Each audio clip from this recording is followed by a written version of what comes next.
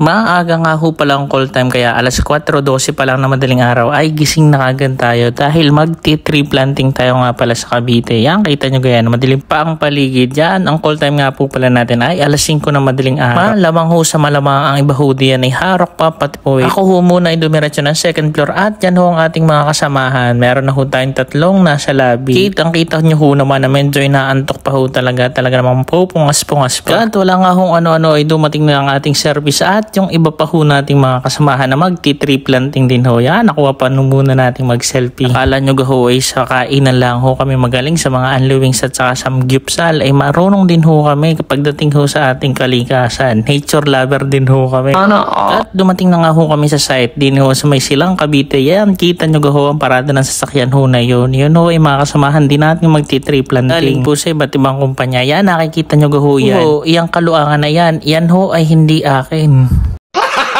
Gago! Kat din nga ho ay medyo maambon-ambon pa. Tapos pagtingin ho natin, yun, ang dami na ho pala. Nag-uumpisa na nga ho palang tawagin isa-isa mga kumpanya na present din galapin ho na tree planting. Ang pa po, ibig po sabihin, ito po yung Kabuyao River Protection Advocates. Ito po yung kita nyo ho yan, sobrang dami hong kumpanyang nakilahok at nakiisa ho sa gaganaping tree planting din ho sa Silang Cavite. Dahil tunay naman ho na ang puno ho talaga ang solusyon sa mainit na panahon. Kat ang ugat ho ng puno ang maghihigop ho ng baha pagdating ho ng La Nina ay di ka naman. Kaya ho habang wala pa ang La Nina, abay, solusyonan na ho natin na magiging problema natin. Kat nakuha pa ang mga aral, abay, kala mo yung tunay din naman eh.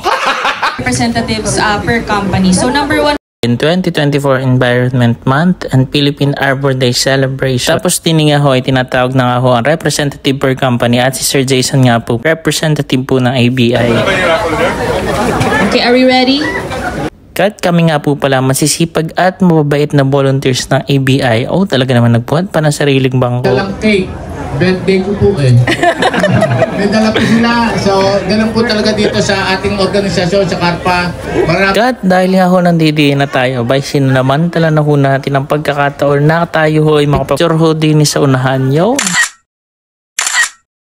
At din nga ho, ang pila hong ari ay hindi ho ari kainan. Ari ho ay namimigay na ho ng mga puno ho na itatanim. Tapos ho, may naka-standby ho na medic para in case ho na may mangyari. Kaya di mag-aagapan ho ka. Lahat nga ho pala ng company na nandito ay may daladala nga ho palang pagkain at inumin. Siyempre ang isa brewer hindi magpapauli. Meron tayong dalang Sunkist, Nesty at tubig. Bali din nga ho pala, inaabot na kami ng mga puno na aming itatanim. Kaayos na ayos nga ho ang pagkakasuga din ng baka. Ay, kanyang-kanya lahat ang mga damo abay. Sura nang naka-unli din eh. Kang mga binigay nga ho palang halaman sa amin ay may designated area kung saan ho siya itatanim. At marang nga ho palang napa-assign sa atin. Kagaganda na nga naman ng mga sibol ng mais din. Siguro yung mga ilang buwan ay pwede ng harvest. Guys, naayos nga naman ng mga red kalapit na napagtaniman. Aba, hindi na nga naman lulusong pababa. Dini pa ho kami sa banda-banda din. Yan ay dahan-dahan lang talaga sa paglakad at pakay kay magsong aba ay talaga namang nakakahiya. Masasabihan ka pa ng ulaga tapos tatawanan ka muna bago ka tulungan. Yun talaga naman.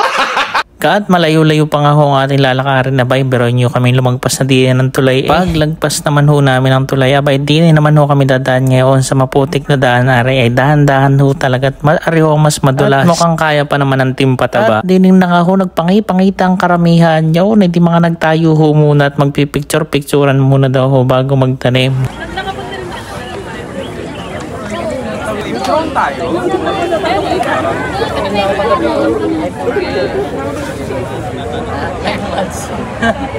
Kat pagtapos nga magpicture-picture yan, din ho nag-umpisa na magtanim ang iba hong kumpanya. Kat dahil nga ho wala ho tayo materialis na dala, nag-improvise na lang ho ang iba ho nating kasamaan para ho may tanim na ho yung mga ho na binigay sa atin. Kat dahil nga ho tapos na magtanim ang ibang kumpanya, nang hiram ho muna tayo din ng asada para ho maitanim na ho natin yung halaman ho na na-assign sa atin.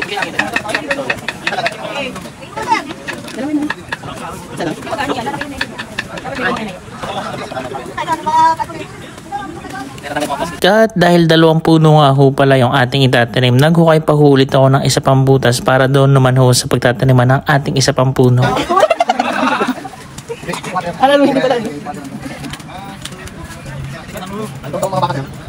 At dahil nga ho napapasipag pa tayo maghukay, sige hukay pa ulit. At tari nga po pala ang ibang nating mga kasamahan yan. Shoutout po sa si Melanie na nga ho pala magtatanim at pakinggan nyo ang pangaral niya sa puno kanyang itinanim. Lumaki kang ayos. Yan, tumibay ka. Garol kang buti. Ayaw kang buti ha, dyan ka lang.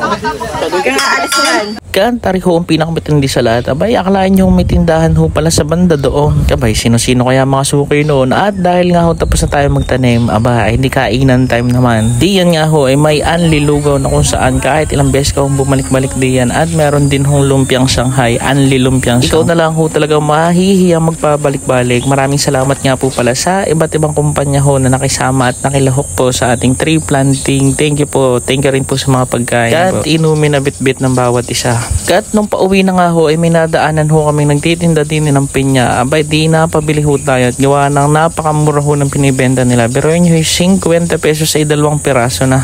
Kaya baka nga ho kung marami-rami ang iyong mabibili baka yung 50 ay may tawad pa. Kaya nga ho sinamantala na rin natin ho ang pagkakataon na bumili. At pagdating nga ho ng office yun ay di rin na ho natin nalantakan yung ating pagkaisa. Paano mga idol? Maraming salamat sa inyong panonood. Like and follow naman po ng ating page at YouTube na natin. Derwin Maraming Vlogs. Bye bye.